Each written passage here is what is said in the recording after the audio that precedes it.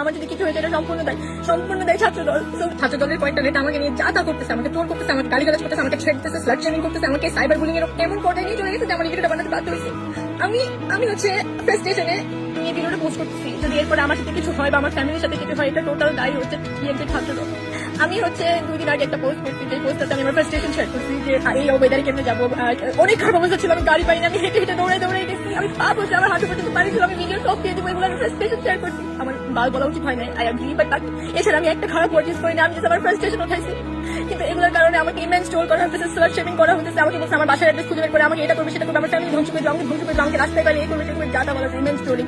এগুলো পড়ি সারা বছর টিকটক পোস্ট পাই। আমি একটা influencer, I promote brands, I work with brands, আমার কাজ ভিডিও পোস্ট করা, এন্ড দে আর ট্র্যাকিং আমার ভিডিওস, এগুলো ট্র্যাক করে হচ্ছে এই পয়েন্ট প্রুফ করতে যে সারা বছর ভিডিও করতে এখন পারবে কেমনি। ভাই আমি তো পরীক্ষা নিয়ে কিছু বলতেছি না, আমি বলতেছি যে আমাকে আমাদের যে স্ট্যান্ডার্ড কোশ্চেনটা হোক, স্ট্যান্ডার্ড একটা কোশ্চেন হোক, কারণ আমি তো বোর্ডগুলো সলভ করছি, কোনো বোর্ডে তো হচ্ছে এরকম আগে কোশ্চেন আসে নাই, প্লাস দুইটা কোশ্চেন হচ্ছে ভুল, দুইটা কোশ্চেন যদি ভুল হয় ওখানে ওই দুটোই আমি আমার আনসার করছি।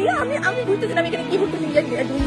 আমার যদি কিছু হয়েছে এটা সম্পূর্ণ দেয় ছাত্রদল। সো এটা আমার লাইফ, আই ডোন্ট থিঙ্ক যে আমি ঠিক থাকতে পারবো, বলতে